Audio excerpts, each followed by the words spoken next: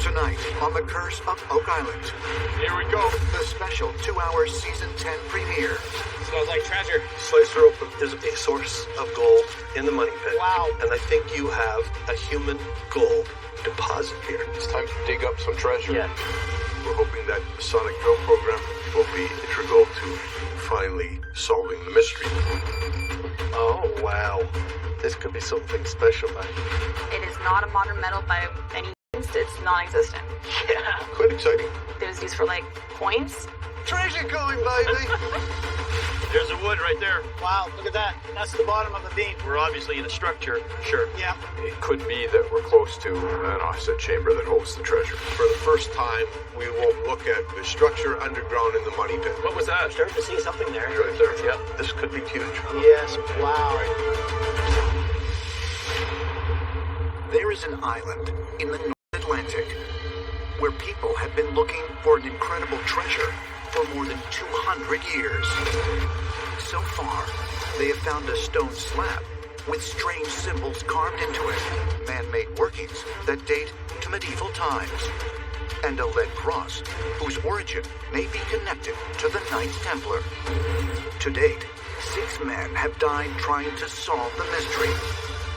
And, according to legend, 1 more will have to die before the treasure can be found.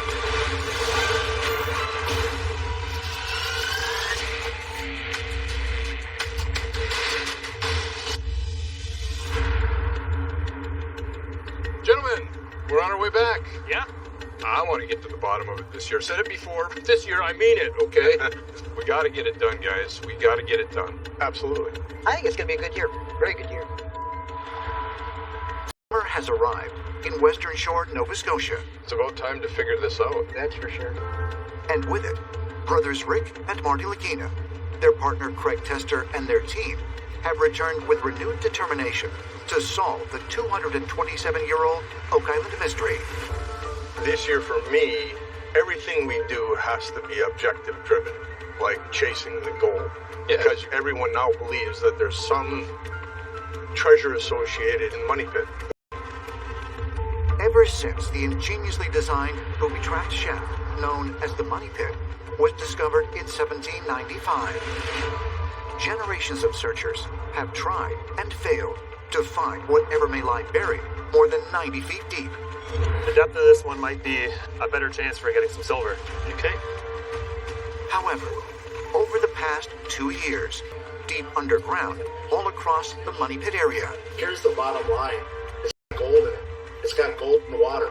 And if it's got gold in the water, the gold is coming from somewhere. I told you Bravo Tango was coming at some point.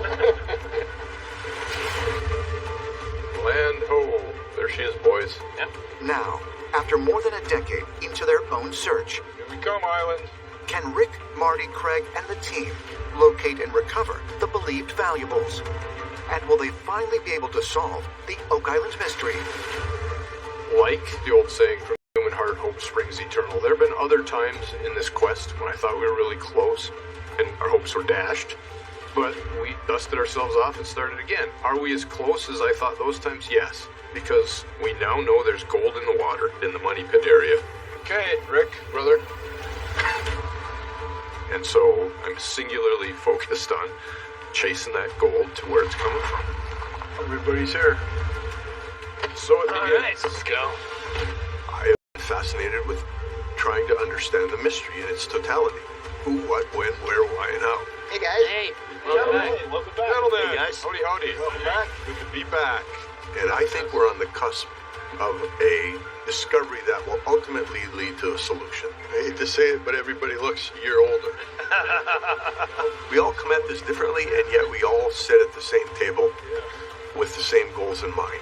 The greater good. Trying to understand this incredibly powerful, incredibly complex mystery. Thanks for everybody being here. It's great to see the same faces. Absolutely. It's nice to see all of us sitting around the table and everybody remotely. There you go. Yeah. First thing I want to talk about, because it's what keeps me coming back with enthusiasm, is that there is gold in the water. The number one goal is to trace that gold in the water back to its source and then dig it up. So, last year, we had an anomalous gold in the water, but our data set wasn't large. It was based on 20 holes in the money pit. So this year we identified 50 holes to collect a bigger data set. To that end, Dr. Spooner, as we drill all these other wells to chase the gold in the water, how are we going to do it, and what have we done so far? Yeah, thanks, Marty. I mean, what we're trying to do really is figure out where water travels in the money pit, how water moves. We've been putting in these wells that'll help us track water. So then when we do find gold in the water, we can get a bit better idea of where it's coming from. Yeah. All right, that's the last sample. 1 year ago, geoscientist Dr. Ian Spooner collected water samples from numerous boreholes that the team has drilled over the past decade in the Money Pit area, in numerous locations. This year, the team has already begun a new core drilling operation involving more than 50 planned boreholes to not only look for hard evidence of treasure, but also allow Dr. Spooner to conduct much more sophisticated water tests. By using a device known as a level logger, Dr. Spooner believes he can determine the direction of water flow deep underground in the Money Pit area. This would allow him to also track where the evidence of gold is coming from. What's important to me is if we can isolate that gold in the water down to a specific location. By specific, I mean 20 feet by 20 feet. Then we know almost certainly that the gold's been in place. Fantastic. Find us that 20 by 20 box, okay? We'll do the rest. We'll do our best. All right, fair enough. Okay, Rick, what's the next topic? I think the elephant in the room is the Muon technology. Right. You know, everything's in place, everything's recording, but we're not going to have data for months yet.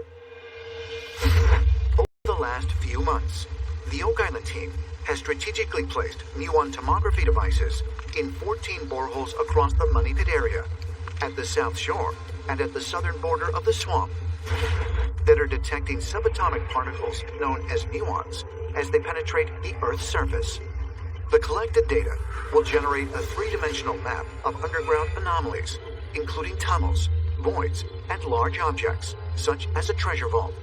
However, the data collection may take the entire summer to complete. What we could see before too long is if there's a big treasure close to one of the sensors, it'll see that quicker. Yeah, sounds good. Instead of a big dig, a big recovery. Let's talk about my friend, the Swamp.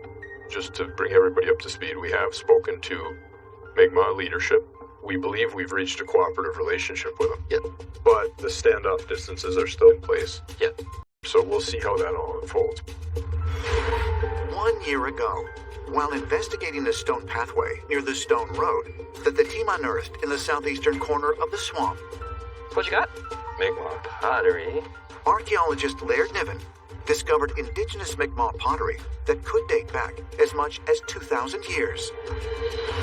This resulted in the Provincial Department of Community, Culture, Tourism, and Heritage restricting any further searching in a 200-foot diameter zone surrounding the area.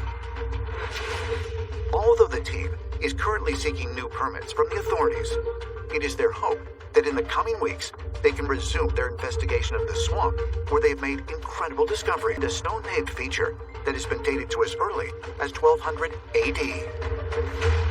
You know, contrary to me whining about the swamp all the time, I have to say every time we've dug in there, we've found stuff, right, Gary? Yeah. Yeah, I think there's still some story there to be understood. Yes. Okay, and I see over here on the right with Helen, I see a new face. Yeah. So we have a new member of our archaeological team, Emma Colligan. She's going to be running CT scanner and the other equipment that we're going to have on the island. Oh, Yeah, so I studied art engineering as well as archaeology, kind of a niche that I wanted to create for myself, so. Yeah, I think you've come into a pretty good niche. We're going to keep her pretty busy this summer. excellent. Well, welcome to the fellowship. Well, that nicely brings us to one of Rick's favorites, and that's research, because I will say that what happened in Portugal is a bit of an eye-opener. I was surprised how many potentially relevant things you found. Oh, good morning. Welcome to Portugal. Thank you. Last fall, during their investigative tour of 12th century sites connected to the Knights Templar throughout the country of Portugal, So this symbol is definitely on the 90-foot stone. Rick Lagina and Oak Island historian Doug Roy Patrol, along with Rick's nephews, Alex Lagina and Peter Fernetti, made a number of intriguing discoveries. Right there. It's perfect. Yep. The circle and the dot in the center of the cross. That's one of our symbols on the HO stone. These revelations included ancient carvings in a church constructed by the Templars that matched known symbols on Oak Island, such as the HO stone and the fabled 90-foot stone, reportedly discovered in the Money Pit back in 1803. The stone path looks exactly like this. Yeah, it looks the spitting image. Yeah. They were also shown a 2,000-year-old Roman road that was nearly identical to the one that the team uncovered 2 years ago in the southeast corner of the swamp. We do have teams literally across the globe to look into archives for information relative to our search. We have a team literally in France. We have people in Portugal. We have people in Azores. We have people in Italy. We have people in London. And they have done astoundingly great work to date. I have high hopes for it. I think they might have some clues to our current understanding of Oak Island and the mystery. Yep, sounds great. Yes. Well, that's all good. Then there's Lot 8. Gary, last year we found a lot of stuff there. Yeah, some really cool finds off that area. Yeah. When it comes to the surface metal detecting, is you always go back to where you've recovered coins and artifacts before, because you're going to find some more. Yeah. Okay, so that's Lot 8. Sounds like we have a pretty full schedule. I think so. I think This table and go do something. The only more words I want to hear are Bravo Tango. Let's go. It's exciting.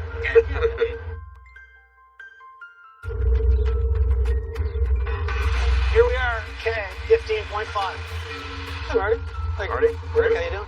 Got the doubloons? No? Someday soon, Marty. Someday soon, man. All right. Following their meeting in the war room, brothers Rick and Marty Lagina arrive at the Money Pit to check on the core drilling operation in borehole K15.5, the newest target on their strategic rig, designed to help trace both underground water flow and hopefully the source of the gold and silver that has recently been detected in the area. Where are we right now? Right there. We're going to 158 to finish it, and deeper if we get interested. Working once again with representatives from Choice Drilling, the team is extracting core samples every 10 feet in the hopes of finding important clues or valuables. If they encounter water, they will then collect samples for geoscientist Dr. Ian Spooner to conduct further testing. We have used the sonic drill program extensively to further our understanding of the underground in the Money Pit area, and that continues to the day. Let's follow the water sampling process and see if it leads us to a location. Greatest hope of all, of course, is that it encounters some sort of treasure. As we accumulate all these data points, we need to come to a new understanding of where we are and where we need to go. We need everybody to weigh in. So I'm grateful for everybody's active and ongoing pursuit of answers. All right. I think we need to drill another hole or two and see what maybe it tells us. The next few holes is going to prove it up. All right. Keep going, guys. Okay, Let us thanks. know Take care. bizarre happens. We will keep you appraised. All right. Okay, guys. Sounds good. Take care now. See you guys. See you soon. As the core drilling operation, as well as water sampling, continues in the Money Pit. Got it? Got it, yeah. Later that afternoon, Gonna find something today? Oh, we are, mate. Marty Lagina joins metal detection expert Gary Drayton on Lot 8, located west of the triangle-shaped swamp. I've been looking forward to coming back here. And this is what brought us here, this I depression. love this tree. Yeah. We found some cool stuff here. Yes. Of Oak Island's 32 4-acre lots, Lot 8 has produced some of the most significant clues that could potentially help the team solve the 227-year-old treasure mystery. Look at that. That is a Bobby Dazzler. It was here in 2017 that Gary and Rick Lagina discovered a semi-precious red garnet brooch. We just found a jewel. That's gorgeous. I know you keep referring to it as a brooch. I have a different possible. Second-degree Freemason Scott Clark suggested that the garnet may be connected to one of the most sacred missing treasures ever associated with the medieval order of the Knights Templar. This garnet was actually the perfect color, size, and general shape as one of the stones from a Masonic Royal Arch High Priest breastplate. The breastplate was used in a specific Masonic ritual meant to mimic the retrieval of the Ark of the Covenant from a secret vault underground. Wow. Oh, it's time to dig, huh, guys? Yep. Do it. Following Scott's presentation, Marty and members of the team unearthed a potentially man-made feature constructed of large stones. Just a big layer of rocks right across this whole area. I think we need to go that way. Okay, mate. We'll go straight line towards the ocean. Okay. Now, Marty and Gary are hoping to find clues that might explain the purpose of the mysterious stone feature, as well as evidence that something of great value could be buried in the area. Yeah, that's a diggable target. Should be right there.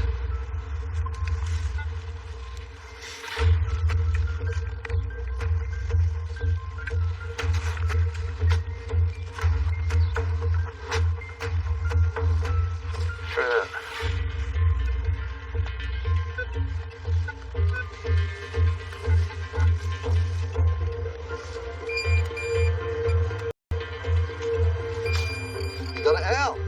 No, look at this. It's a auction. What the hell? There was never any occupation on this lot. Yeah. And doesn't exactly look like farmland, does it? Well, this may be more substantive here than perhaps elsewhere, because if that spot there has significance, then hauling things could have been occurring between the water and back there. So it'd be good to know, what that thing tells us. Yeah. Because Lottie was never inhabited by farmers, could Marty's assessment be correct that this oxen shoe may be evidence of an operation to haul cargo from the ocean to somewhere in this area long ago? If so, what kind of cargo could it be? Good start, mate. Yeah. Okay, bag it and let's keep going. Okay. All right. Continue the line. Proceed, partner. Yeah.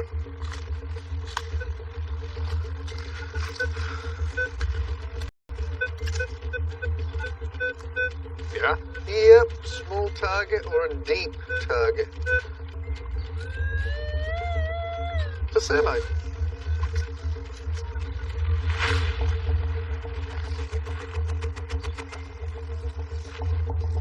There's a route here, Gary, so Yeah. I'm just sort of do it this way. That will look like it should broggle it out, mate. Try that. Ooh, Is it a big piece of something? Not sure. Come on out, you little bugger. It feels like a handle. I got it. I got it. Oh my goodness. The hell is that? That's it. What is that? I have no idea, mate. We find some unusual things, especially at this site.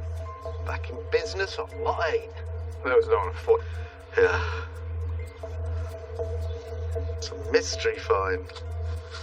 We could be looking at corrosion, right? I mean, it could be inside Yeah. there. Oh, Whatever. it definitely is, mate. I mean, this is a prime candidate for the CT scanner. You can see straight through this. That's why I couldn't describe it when I got my hands on it, and I'm like, what? Yeah, you said it feels like a handle.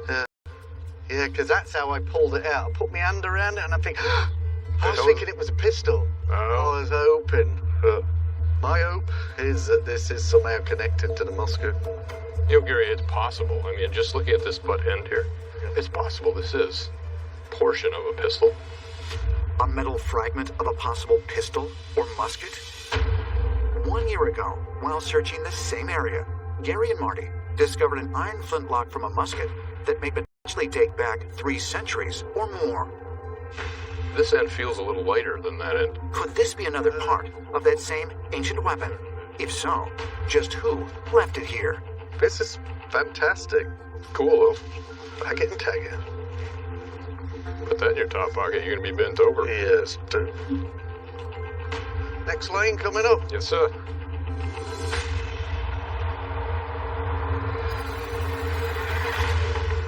Following day, at the Money Pit, Ah, it's coming. Oak Island historian Charles Barkhouse continues supervising the drilling of borehole K15.5. Oh, yeah. What? What? 103 and a half. 103 and a half. Yeah, there it is. Right there. I can see it in the bag. Oh, yeah, baby. Smells like treasure. Nice little chunk there for you, Charles. Yeah, we got one up here too. So what depth is that? This is top bottom. 111. This is 103 and a half. Right. And this one? 111. 111. Okay. It's a good beam. You get a beam too. Okay. Part of a wooden beam unearthed from between 103 and 111 feet deep in borehole K15.5. The question now is, what exactly has the team encountered? A possible structure? Or could it be some kind of a container? Kind of looks pretty flat along here, doesn't it? Yeah. Right there, That looks dimensional lumber, doesn't it? I'd say so. Yeah, we're obviously in a structure. Sure. Looks like it. I'm going to Rick to come down here. Yeah. Looks like where you've hit a structure, Rick. Seems like I show up when all of the interesting things have already happened. After being alerted by Charles Barkhouse that the team from Choice Drilling has recovered a large wooden beam some 103 feet deep in borehole K15.5, Rick Lagina has arrived at the Money Pit area to inspect this potentially important discovery. To me, it goes horizontal because of the way it's chewed and the way it's all stacked. But then it extends over to this one, this vertical piece here. And because we're getting these long pieces, I believe it's coming down the side of the support. It's exciting. It's wood at an elevation that indicates human beings were at that level doing some enterprise. No nails or anything? No, I haven't checked that one yet because we haven't finished cutting that one open. But there's nothing in this one. Certainly loose. It is quite loose, yeah. Just amazing. It's that really nice puddled clay. Puddled clay, yeah. Puddled clay? When the original Money Pit was first excavated to a depth of 90 feet in 1804, searchers reported finding puddled clay at various levels. The clay was believed to have been used as a kind of sealant to keep water out of the shaft. Is it possible that the team has just made a similar discovery? If so, could that mean they've encountered a structure connected to the original Money Pit? Hey, Charles, how you doing? Hey, Terry. All right. Hey, Terry. Interesting times. Interesting times. Mike, what's going on? As soon as I hit 103, it just dropped. How far did it drop? 8 inches, something like that. And then I stopped and pulled it out. Between this and that, there's a void down there. Yeah. Okay, slice her open. Let's see. Let's have a look. Bring it over. All right. This was up against this. Look at that. That's the bottom of the beam. Yeah, that was right up against that. So that piece was right on the bottom, right here at 108. So there's a good chance that this structure is basically an open tunnel or a partially open tunnel. So 103 to 108, that's a 5 foot high nice 5 tunnel. footer. Yep. 5 footer, you'd have to creep a little bit. You know, we've seen documentation of tunnels as high as 2 feet, and we've seen them as high as 8 feet. So it goes to show they're everywhere in between. Yeah. A possible 5-foot-high tunnel, more than 100 feet deep in the Money Pit area? But if so, the critical question becomes, was it built by previous treasure hunters? Or could it have been constructed by someone from a much earlier time period in order to conceal something of great value? It'd be good to see if we can find some pieces in there that have a milled surface on them. See if we can identify what kind of saw cut it was. We've looked into the type of tools to create lumber. They range from, industrial size carbide blades in the modern era to long ago using axes and adze to cut and shape timber. What it speaks to is the age of the wood. There's a mill there. Also one here, look at this. Look at the uprights here, eh? Yeah, there's another beautiful piece up there. That almost looks like an adze. It does, doesn't it? You can see some bevels. Believed to have been invented more than 2,000 years ago in ancient Egypt, an adze is a type of cutting tool featuring a blade, which sets perpendicular to its handle. This design made them ideal for the construction of ships and finely crafted buildings up until the 18th century. when they were replaced by mechanized tools. Oh, look at that. 1 year ago, while searching on Lot 4, where the team also discovered a fragment of a possible ancient Portuguese cannon, Rick Lagina and metal detection expert Gary Drayton unearthed one of these very tools. The adze proved to be a valuable discovery. So with this particular one here, I would go way back, about 1620. That's cut with an adze. You know, that strenuously suggests You can see the age. chop marks Oh, right there. yeah, for sure. Definitely, you can see the bevels. Wow, that's a good indication of something fairly old. That's incredible. If the team has indeed found a tunnel built prior to the discovery of the money pit, could it be a breakthrough that will not only help identify who was behind the Oak Island mystery, but also potentially lead them straight to the fabled treasure vault? This wood appears to be old. It's quite blackened. It has adze cut on it, and adze, generally speaking, is quite old. The bevel there. It's really interesting. It's not confirmation, but it certainly is somewhat supportive that it is indeed a tunnel. Is there any thoughts of trying to determine the trajectory of this? Like, do more drilling to try to see where this is coming from? Yep. I'd chase this tunnel, but to me, something this far out would probably be tunneled directly to the money pit. Agreed. Or, you know, something that was connected to the money pit. If there's ever a chance for water sampling, I think this is it. For sure. This is eminently interesting. I've got one thing to take care of, but call me if anything new turns up. Yeah. Okay? Okay. Turned out to be a really, really interesting hole. Very much so.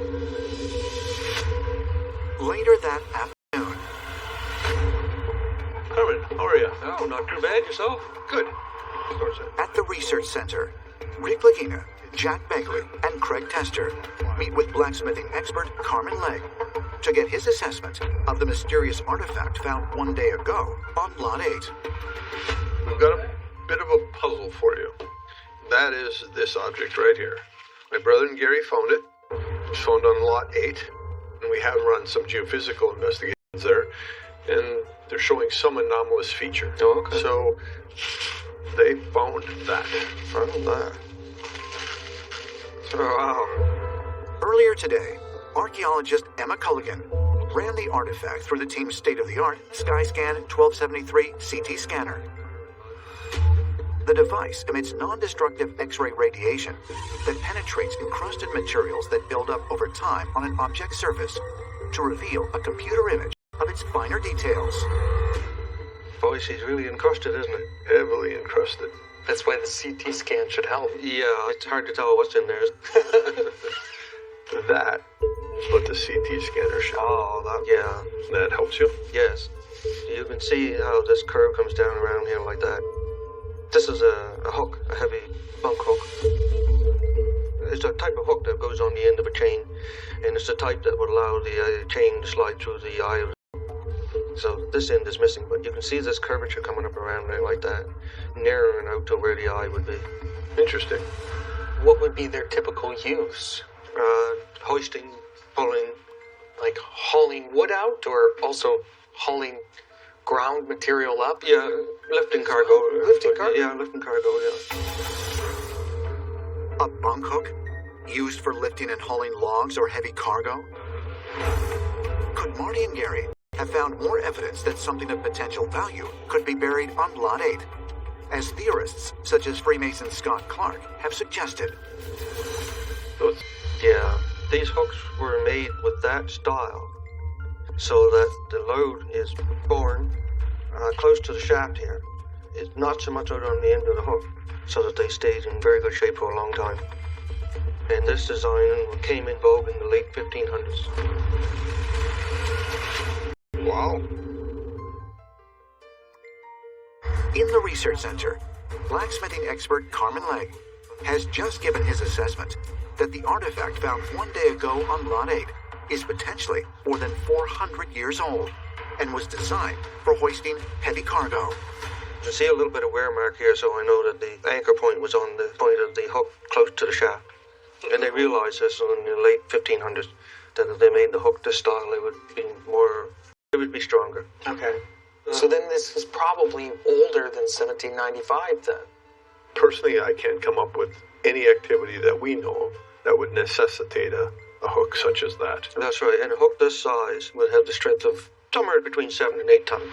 Oh, wow. 7 to 8 tons is a lot. Well, what's this doing on Lot 8? We'd expect something on the East Drumlin like this. How much hauling and work do we know that was done on Lot 8? Like in our records of the history of Oak Island. Whether it was from the searchers or depositors, I mean, that'd be a useful hook to have. But this was found like in the middle of the lot. Interesting. The only reason this was discarded is because the eye broke. Once the eye broke, the hook is no good. But if this breaks, you can fix it up and reuse it. I see. We would have to have this conserved before it could go to the XRF, since it's so heavily encrusted with something. We will definitely put a notation on here. And we do know in that area there was hauling, pulling, lifting, hoisting activity there. Very interesting.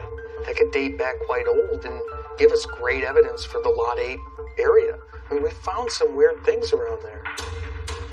When you have an item that, according to Carmen, the design could be as far back as the 1500s, we know it was used for extremely heavy loads.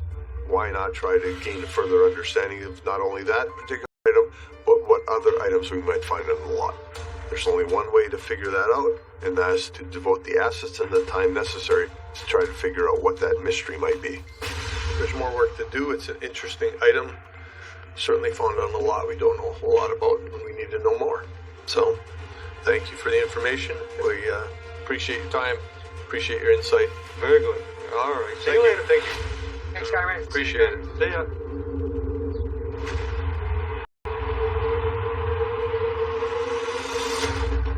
The following, and geologist Terry Matheson monitored the core drilling of a new borehole, M16.25. What do we have, Cole? It's going to be 89. 89, thank you. Located approximately 11 feet to the south of borehole K15.5. The team is hoping to obtain further evidence of a possible wooden tunnel at a depth of some 103 feet. So 102 to 108 feet for that wood intersection that was found in K15.5. Yep. Hopefully we'll get on it with this hole. So once we get the depth, if we find that void, then we'll be able to use the well camera and get inside it, get a profile. And even better define the direction of the tunnel. Because the tunnel came from somewhere, it's going to somewhere. Yes, that would be ideal. Yeah.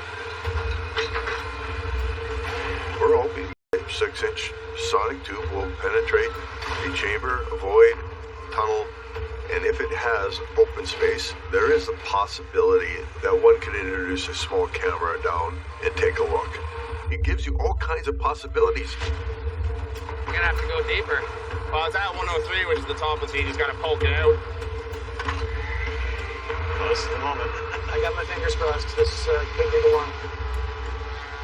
We hit the tunnel, and if we get down inside of it and get the camera work done, find the orientation, and even just a hit give us better information. Yes, and if it gives us a direction that we could actually follow a little bit further out. Let's just see what happens.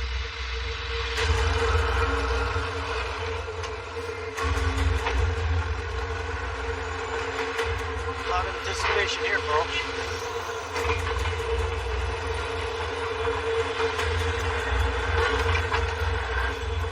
This is critical. Bingo. Yeah, bud. Wherever we wanted. Here it comes, some moment of truth. Mike, Colton, what's the story? Hey.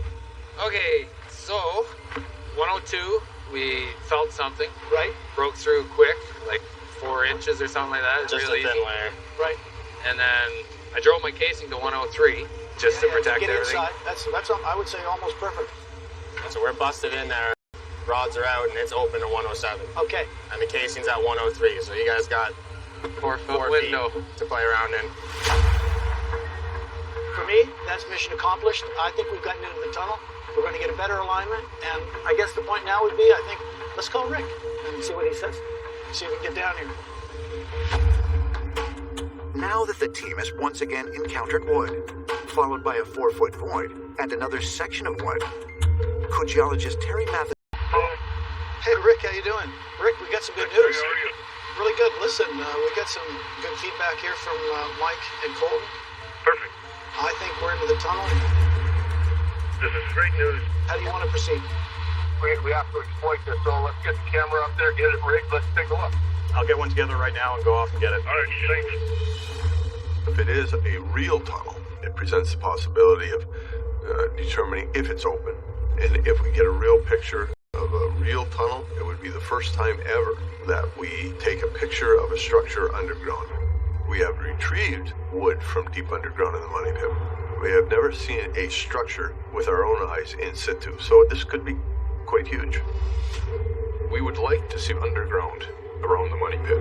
Something that could help resolve the mystery of where the heck the Money Pit is. So we're trying to figure that all out, but it's exciting. Okay, we'll be in the process of setting up, okay? Perfect. We'll be up in a few minutes. Very good. Talk to you soon. Okay, thanks, Derek. Bye now. Well, thanks a lot, you guys. Mission accomplished for you guys, absolutely. Thanks a lot. Let's get the camera going. Okay. We have everything ready to go? Yes. Right on. After being informed by members of the team that they've once again drilled into a possible wooden tunnel some 103 feet deep in the Money Pit area, Let's try and light on the end of this so we can get a better view down there. Rick Lagina and Steve Guptill join them to explore borehole M16.25 with a specialized underwater camera. How's our light look? Fairly centered on there? Yep. That's good. As the camera is introduced into the hole, I think we're all very hopeful we'll have a real aha moment, a real experience. We'll have eyes on the target and be able to realize in real time what we're encountering. It's what we're looking for, confirmation in the Money Pit regarding structures underground. All right, so let's turn the light on. Paul, you want to power us up? Okay, we're powered up. Okay, let's roll. So this is a camera system that we have that will go down and give us a 360-degree view. That looks good. Super. All right, Paul, you want to start your descent? Okay, moving forward. So let's dive in. That's pretty cool.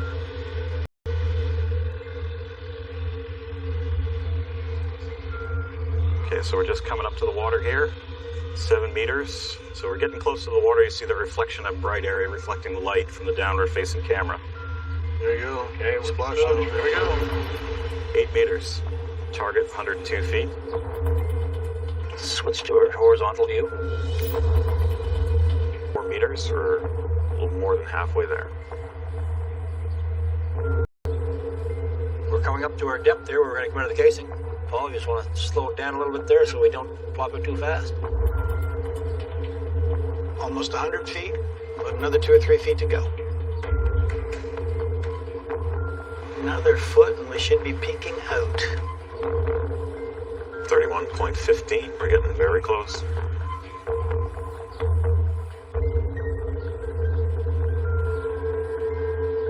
Right there. There it is. 3194. Paul, do you want to take us down just a little bit further? Let's get the camera outside of the casing first.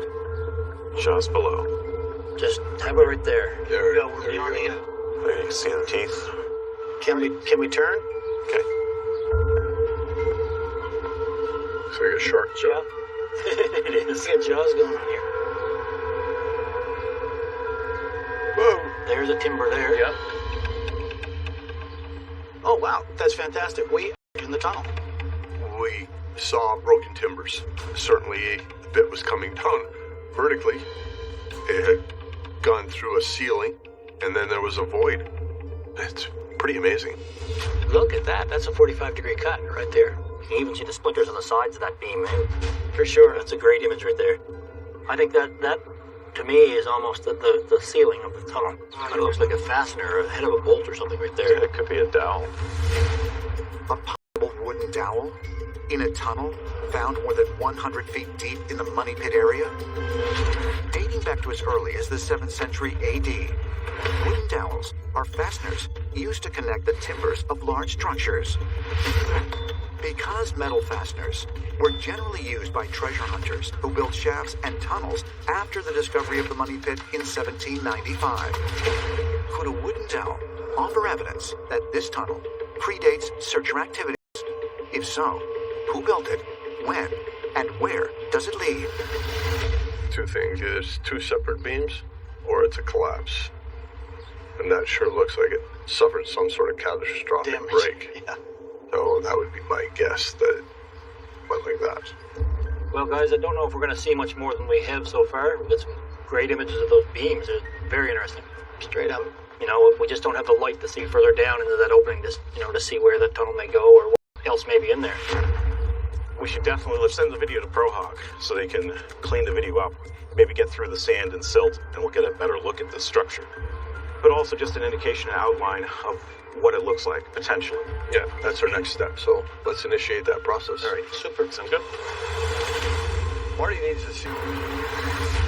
The following morning, Hey, good morning, fellow shippers. Hey, Marty. Hey, Marty. Rick Lagina and members of the team meet via video conference with Marty Lagina, who has been called away from the island on important business. They are eager to share the stunning footage of their latest discovery in the Money Pit. So this is one of the most exciting days we've had in the last, I don't even want to count how many years we've been here now, but for the first time, we will look at really high-res photos in a man-made structure in the Money Pit. We'll share a screen. Yeah, I'll share my screen. That'd be great. That's exciting. All right, Marty, here's the video. Okay. Can you see it? Yeah, I can see it. Yeah. So this is just a quick view of what we could see. Okay. All right, Marty, so we took that image, and this is an enhancement from ProHawk. Wow. In order to enhance the compelling video footage, the team has commissioned a company known as ProHawk Technology Group. Their revolutionary software makes murky images appear clearer and in higher resolution. Yeah, that's a broken timber. We think the beams probably collapsed as the casing came down into it. The original tunnel height was about 4 to 5 feet high. So at this point, we found a new undiscovered tunnel. That's the hope. That's really cool. It's kind of an odd location. So what is that tunnel? Is that tunnel a searcher tunnel? Or is it original works? It may lead to the true Money Pit. I mean, we all feel we've lost the location of the Money Pit. So it'd be good information to, you know, if we can confirm what it is, it'd help decide where we need to go. Could it be possible that after more than a decade of searching, the Oak Island team has finally discovered a tunnel more than 100 feet underground that may be connected to the original Money Pit? And if so, might it lead to the source of silver and gold that has been detected through scientific testing? Now, I'm not an expert in all of this stuff, okay, but it could be the fabled flood tunnel. We don't know what it is, but it's previously unknown, so that's good. That's clearly, by definition, a find. It could yield answers. We should have a proper discussion about what we do next. Yeah. Considering we're fortunate enough to have this open tunnel, I think it's a good idea that maybe we put a sonar down there, see how far it's open, direction it's heading, get a good image, you know, underground, and we can learn a lot from that. Okay. And test the wood. Maybe this tunnel is from the 1700s or older. Ultimately, you're Could right. be from Depositor. Right, then out for carbon dating. Okay, good. Here's my take on it. It's really cool and it's neat to see it. Yeah. And the most exciting is Jack's hypothesis, which is that this is a previously unknown, perhaps, depositor tunnel. That is really exciting if that's what it turns out to be. The most astounding thing of all would be if we can make a determination that this is original. It's huge. We would expend the sufficient monies, sufficient time, sufficient energy to follow the tunnel, literally, to hopefully X marks the spot. If this is original, it's the one thing. There's no question about it. You know, maybe in front of us we have the proof. You know, here we drilled these wells, all hundreds of them, and we never hit this before. And so, you know, it kind of goes to your point that there could be stuff still within that matrix that we haven't hit because we just did.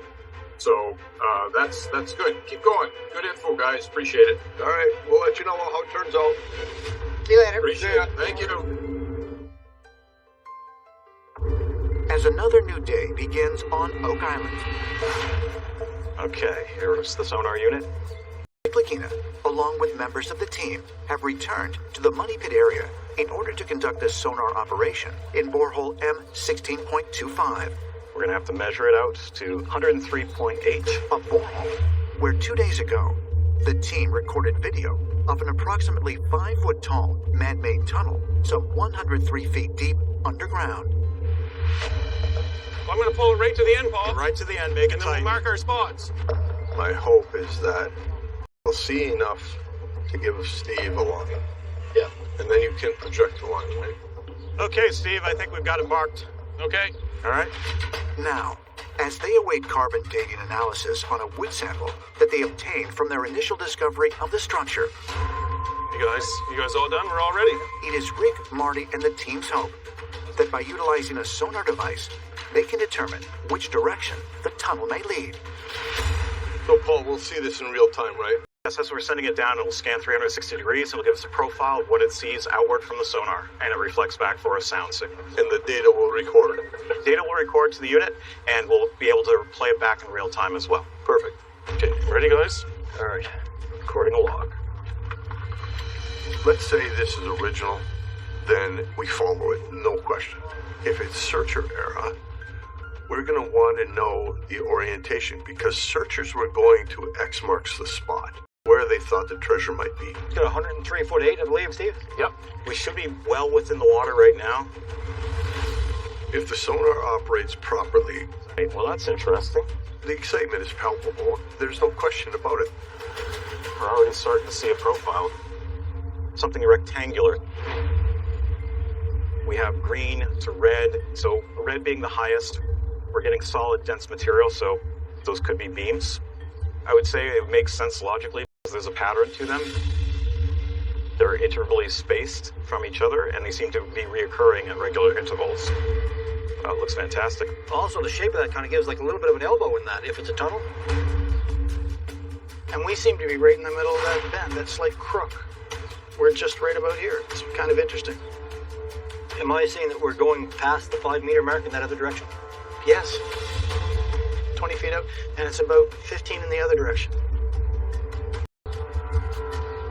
We've got about 35 feet of tunnel there in front of us.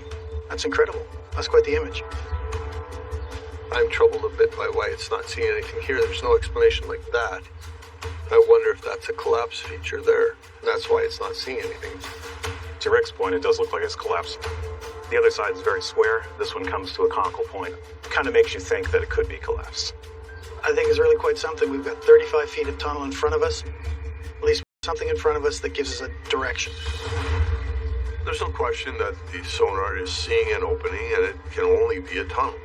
But we have to derive more data from this location and we have to connect it with the other data. We need to go and further investigate it. My cautionary tale would be, let's wait till it gets on the surveyor plan before we say it's going here, it's going there. Steve has the skill set and the techniques available to him to properly plot this on map. Absolutely. It's a tunnel. Kudos to you guys for persevering to follow this up. But I'm not going to say anything about what this may reflect until I see it on a map. I say we take another scan or two and then I'm going to go draft it. Sounds good. Today was a very good day here on Oak Island. Absolutely. As Rick Lagina and members of the team complete their sonar scans in borehole M16.25. This area is one of the last areas on Lot 7 that's been cleared and we haven't detected. Lead the way. Metal detection expert Gary Drayton and Jack Begley arrive on Lot 7, just west of Lot 8. This hasn't been farmed around here. No. So nothing's out of place. Everything should be in situ. I love your enthusiasm, mate. I'm psyched. I'm ready to get stuck in this area as well. In light of the potentially 500-year-old bunk hook that Gary and Marty Lagina recently found nearby. All right, mate. Let's get stuck in. Let's find some artifacts, Okay, Gary. mate. The team have visited this part of the island prior to the discovery of the money pit, and also if they left anything of value behind. Woo-hoo. Oh. You've got a signal, mate. Nice. Just Mainly just roots. yeah.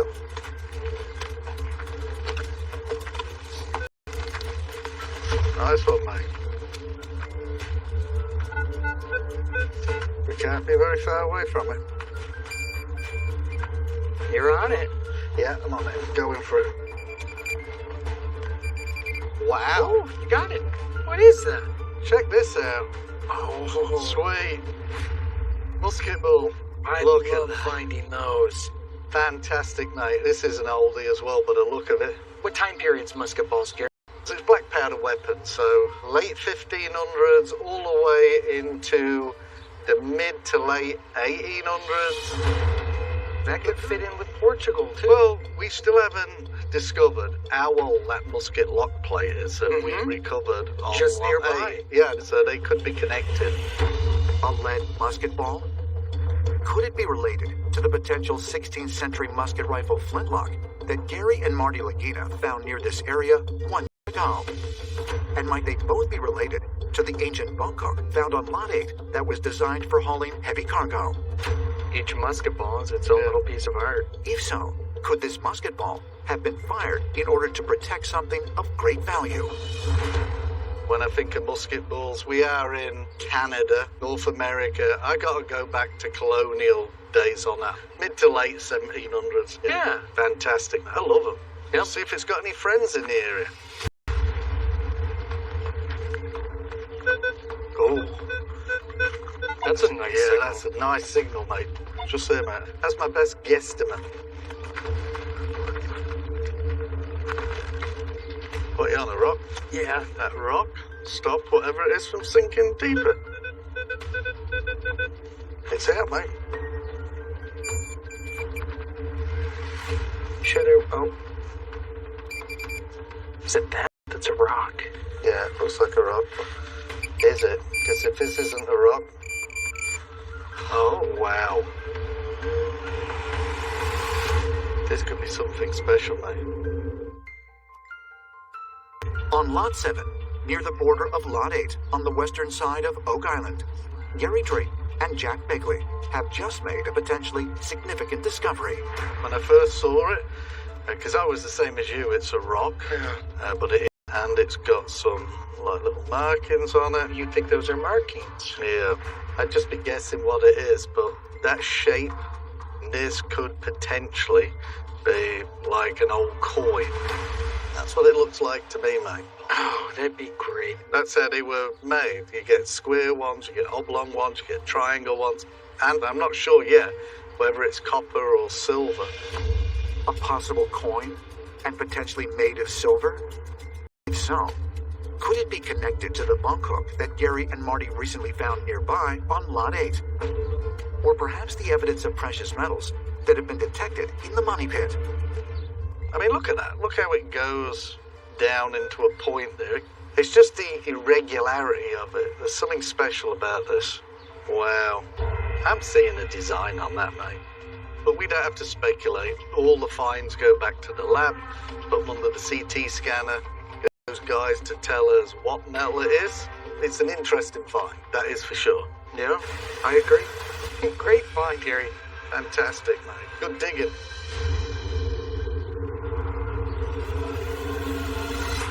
The following morning. Hey, good morning. Hey, Marty. So, we have the sonar results. Yeah. Steve is going to share a screen and show everybody what the sonar has shown. Members of the team have gathered in the war room to review the sonar data they collected 1 day ago in a mysterious tunnel some 103 feet deep in the money pit area. All right, Marty, I have the data up on the screen. Oh, wow. Yeah, that's a tunnel, all right. As you can see, it heads off in a northwest direction and comes from a south-southeast direction. The sonar went down borehole M16.25. For its orientation, I'll show you the whole map. So I'm going to zoom to the area. At M16.25, we had an open cavity at 103 to 107 feet, and that's where we put the sonar. So for tunnel orientation, we have K15.5. With that, we incorporate our sonar data. And there's what it looks like underground. Oh. So based on early projections, and we still have quite a bit of work to do, it does point just west a few feet of the garden shaft. The garden shaft? Okay, that would be probably the outside wall there. 10-4. 10 by 10 shaft. In 2017, while attempting to locate the original money pit, the team unearthed a 10 by 10 foot wide wooden shaft. At the time, they believed it to be a 19th century structure built by previous treasure hunters in a failed attempt to bypass the flood. They affectionately dubbed it the garden shaft. But if the tunnel that the has encountered is potentially connected to that shaft, is it possible that they have made a discovery that could help solve the Oak Island mystery? What about carbon dating? What did that come up with? Do we have those results? Yeah, I sure do. This is the post we brought up from K15.5. Okay. K15.5 is 48.1% from 1731 to 1806, 35.5% from 1640 to 1687. Wow. So, 70 to 80% is from 1640 to 1810. The carbon dates are pre-discovery and post-discovery of the money pit. That's what makes this endeavor so difficult. This time frame is quite confusing and we don't know what to make of it. This thing just keeps getting more complex by the moment. I see this as a kind of damning fact that we found an old tunnel finally, and we found something that could be definitively substantial and lead us onto something that could be a treasure chamber. And if anything, I'd say this might be the oldest tunnel we've ever found. I understand Jack's excitement. Yeah. The date seems to suggest something earlier, so that's something to be excited about. I love those early 1700s dates. Could be some really, really early gold and silver coins in that tunnel or in the garden shaft. We need more data. If we do drill into the tunnel and we get more pieces of wood, we'll just get more statistical analysis of what makes sense. Well, this is all intriguing, and of course, as usual, it's a result that leads to more investigation required. So let's pursue this. Let's continue to pursue it. Yep. Well done, guys. Okay, we're not going to do any work sitting around this table, so let's get back to work, everybody. Perfect. Thank you, gentlemen. Bye, Marty. Bye. Larry. Hello. How are you? Well, you tell me how I'm going to be after I find out what this is. Following their meeting in the war room, Rick Lagina, along with Jack Begley and Gary Drayton, joined archaeologists Laird Niven and Emma Culligan in the Oak Island Interpretive Center. Well, this is a little piece that Gary and Jack found on Lot 7. Laird and Emma have spent the last several hours scanning the believed coin that was found one day ago on Lot 7 with the Skyscan 1273 CT scanner. Can you show us the edge, Emma, please? Yeah. Right now, this is the CT scan. It's an interesting looking piece. The edges are strange. It looks it could be something really special. I was hoping that it was some kind of coin. I think you might find what Emma has to say a little more interesting. Okay, that sounds great. Emma, do you want to come up Sure and thing. tell them what you found? Additionally, the artifact has been scanned with an X-ray fluorescent spectrometer, or XRF device, which can identify the types of elements and metals that make up an object's composition. So what was really interesting about this is the actual material properties. This is the XRF analysis. So it's mainly copper, which wasn't too surprising. Then it had an extremely high tin content, which makes it bronze, along with a really high arsenic content, which makes it an arsenical bronze. And that stands out to me. What would be the point of a metal mixture like this? It increases their tensile strength, and it also reduces, flaking. Yeah. So anything with, a high arsenic content has a low vaporizing point that's slower than its melting point of other metals. So during, forging or casting, there'd be a lot of arsenic gas in the air, which would affect your nervous system. So there was this long period of just it phasing out, and because it is a phased out metal, it is not a modern metal by any means. 16th century onwards, it's non-existent. They stopped making this type of metal in the 1500s? Yes. That is absolutely brilliant. It is pretty old. Yeah. The possible coin found on Lot potentially predating the 16th century?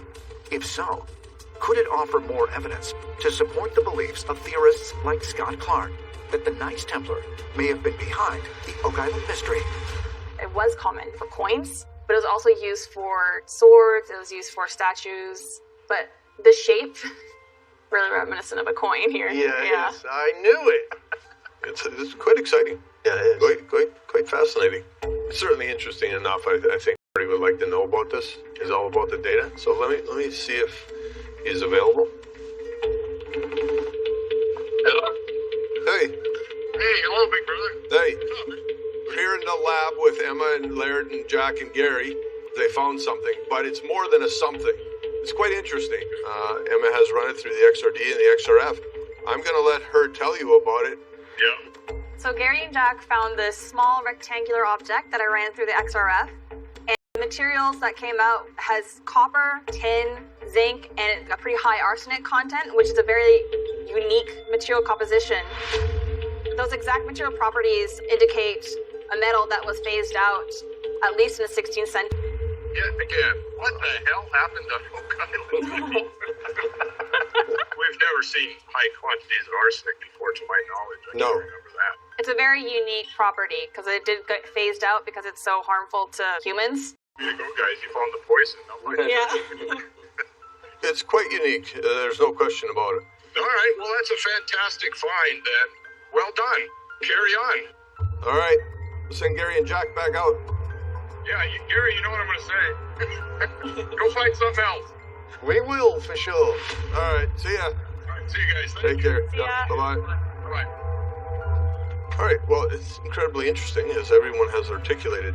But it's time to get back out there and take a look. See what else we can find. Yep, we can do that for sure. Alrighty. See you later, guys. ya. Thanks for the great news. I had a feeling about that. The following day, All right, guys. I'm excited about this. We're going to have a session here today about gold in the water. Marty Lagina has returned to Oak Island and joins Rick, Craig, and other members of their team in the war room. We're going to try and find out what all that means and how it affects the treasure hunt.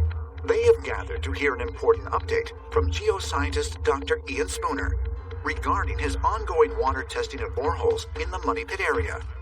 And joining them via video conference is hydrogeologist Dr. Fred Michael. Fred, why don't you give a little background of yourself? Okay. Most of my career has been spent dealing with the physical flow of groundwater to try and identify lead or zinc or copper or gold in large areas. Bit of a recap. Last year, we found the gold in the water. That was a surprise. So the whole idea was to put together a program in which we could both understand how water was moving in the Money Pit and to test this idea that there's a source of gold in the Money Pit, and that's what's creating the gold anomalies. Yes. Because if it's naturally here, has nothing to do with human, it shouldn't be a small area where it's concentrated. That's really intriguing. We've sampled wells within the Money Pit area, and we do have some chemistry back from this. We did do a series of measurements of water levels near the garden shaft heading south. So we're seeing a general flow direction that is sort of from the north of the site toward the south of the site. We scooped up 2 samples in the garden shaft, sent those away, and we found gold in the garden shaft. That's exciting. We scooped up. In the war room, geoscientist Dr. Ian Spooner and hydrogeologist Dr. Fred Michael have just shared an incredible report with Rick, Marty, Craig, and other members of the Oak Island team.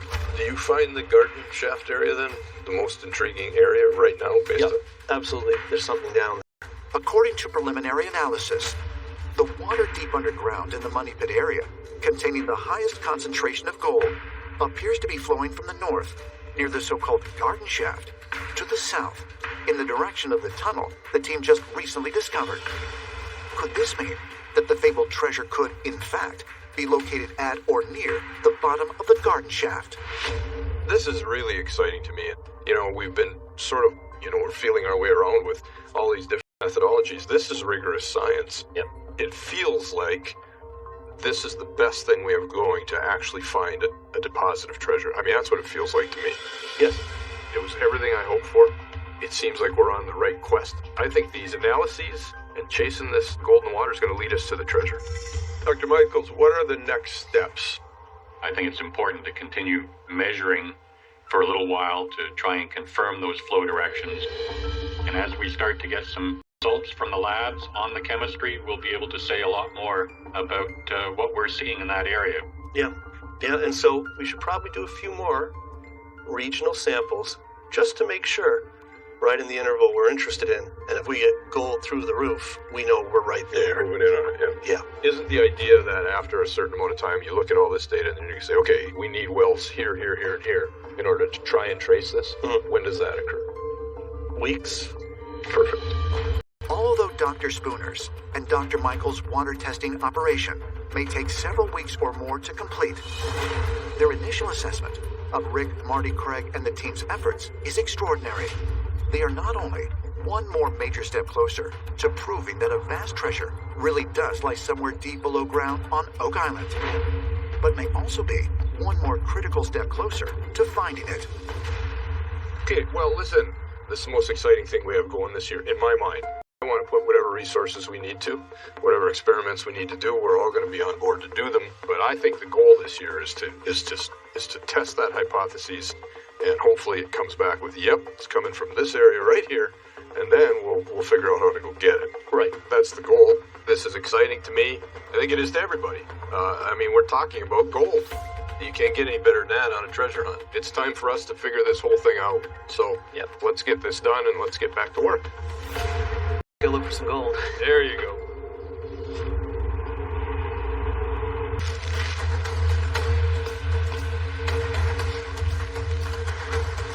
Morning, boys. Hey, Gold. Here's your first 18. First core of the day. Yeah. Hot and fresh. Thanks a lot. The following morning, DN 12.5, Charles, brand new hole. Terry Matheson and Charles Blockhouse are monitoring the core drilling of a new borehole, known as DN 12.5.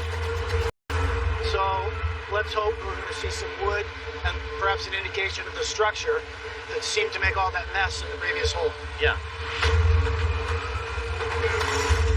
Located just 20 feet west of the so-called garden shaft, the team hopes to not only obtain more evidence of treasure here, but to also once again penetrate a mysterious wooden tunnel that may offer them an access point to retrieve it. Okay, pretty regular. Head gravel. Sea horizon. Some cobbles here. Sea horizon. Gotta start somewhere. I agree. While Terry continues to supervise the progress at the money pit. Later that afternoon.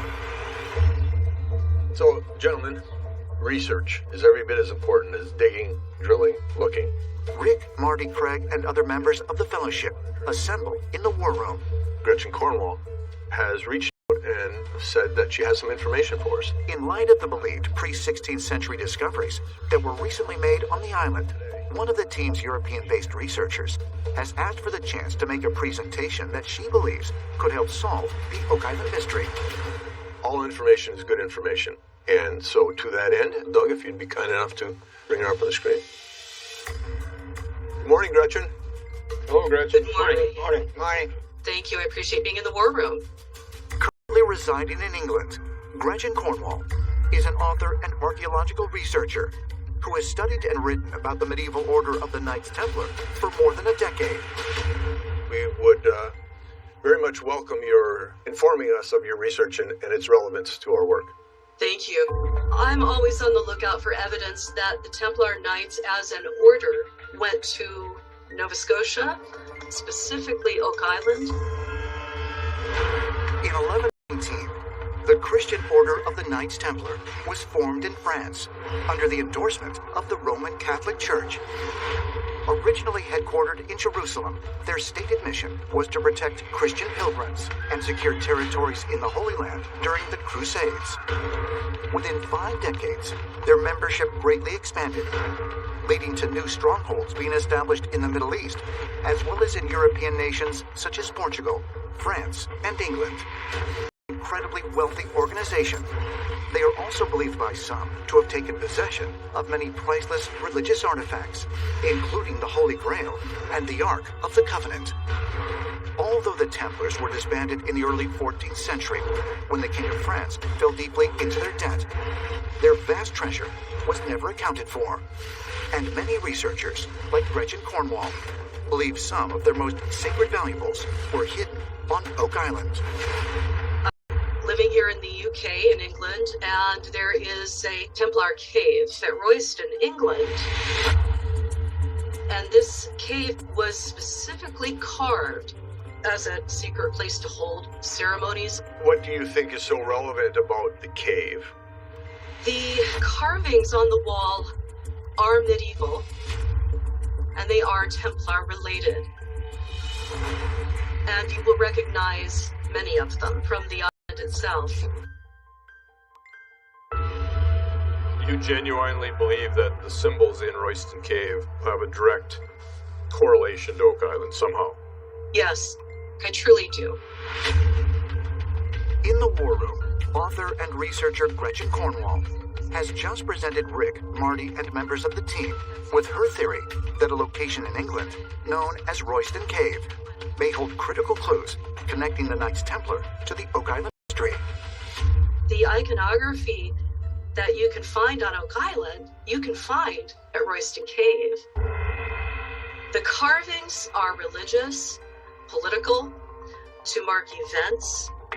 I think that the same individuals that were in Royston Cave were aware of Oak Island. This cave actually proves the narrative that the Templars came to the New World specifically to Oak Island to protect their information and their treasures, whether spendable or sacred, or both, for the future.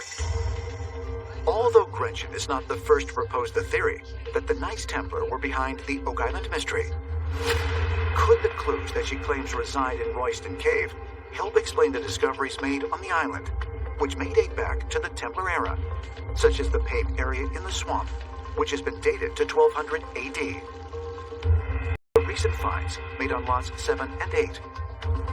The 14th century lead cross, which was verified to have originated in a Templar stronghold in southern France. Or even perhaps the high trace evidence of silver and gold deep in the money pit. Here's what I read from what you're saying, that it's something that needs to be experienced. Is that correct? Absolutely. That was how it was in England. Meet me at Royston Cave and see for yourself. See what you think. Well, at the risk of borrowing my brother's line, eyes and boots time. I would agree. A visit to Royston Cave sounds very, very interesting. Absolutely. Great. This would be the perfect mission for Alex and I, because we are sort of the skeptics about the Templar connection. We're going to plan a trip. Splendid. Thank you very much. Thank you. Really Thank appreciate you. it, and please stay in touch. Thank you. You too. Should be interesting, and look forward to what you learn. Okay. Royston Cave, as described by Gretchen, sounds very, very interesting. It's clearly at a place that has ancient roots. I'd like to see that. So it kind of sounds like if you figure out, all the symbolism inside the cave, that we can actually find the Templar treasure here on the island. So no pressure, Marty. Nope. Here's an opportunity presented by a very valued researcher to come visit a very historic site, which may yield some information or may even take my brother Alex from skeptic to believer. We spoke about the importance of doing research. We have heard that exhaustively over the years. And so I would recommend, if you find the time, to meet with Paul Stewart. He's very knowledgeable. Very, very accomplished researcher. He's researched at the British Museum at Kew, looking for any connections to Oak Island. Yeah, all right. Sounds good as well. So it is written. So shall it be done. So shall it be done. Let's get back to work, guys. Okay. A new year of searching on Oak Island has just begun. But for brothers Rick and Marty Lagina and their team, the gathering of new clues and valuable discoveries is well underway. Might they have found 2 potential gateways to a vast treasure composed of silver and gold in the money pit?